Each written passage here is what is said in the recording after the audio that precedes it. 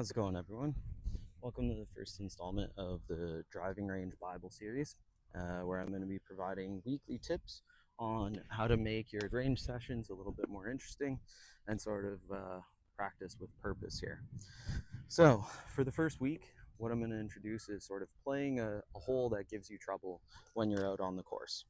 I played at Royal Ontario here in Hornby yesterday, and on the par 5 18th, I ended up bogeying and sort of put a damper on the round a little bit. So what I'm going to try and do is work on that while I'm here today.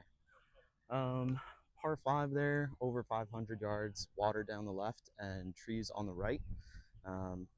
The ideal shot for me is hitting a 3-wood off the tee, because if I hit driver, the fairway sort of narrows and it's a little bit more risky. So what I'm going to do is I'm going to hit a 3-wood, sort of that big open gap there, followed by probably a layup, so probably like a 6-iron, and then hopefully that'll sort of leave me a little flick of the wedge into this 100-yard marker here. So let's go ahead and play that through.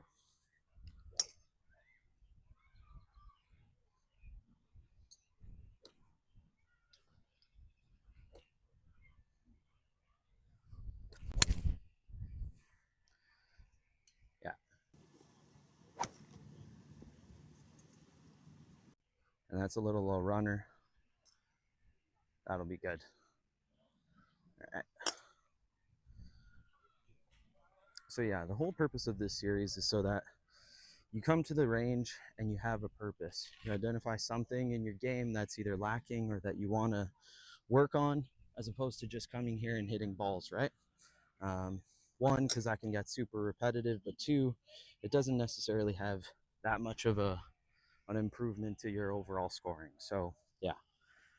So like I said, I hit that pretty good. I would say that would go about 235, 240. So I'm going to hit something that goes about 180, and that'll leave me just under 100 yards for a little wedge flick there. So again, picking a target, I'm going to go for that big sort of gap there. And yeah, let's give this a rip.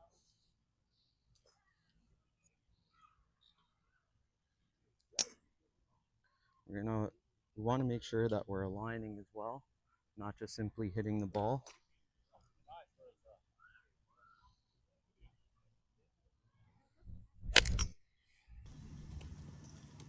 Yeah, and that's on target. All right, that's perfect. So that went about 165.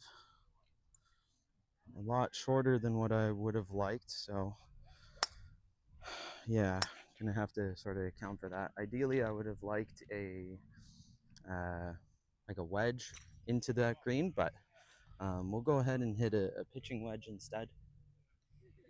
And yeah, this is where it sort of gets a little bit interesting, because now that we're at these shorter distances, we can actually pick out like a proper flag here. So I'm gonna go for this this red flag and see if we can stick this close.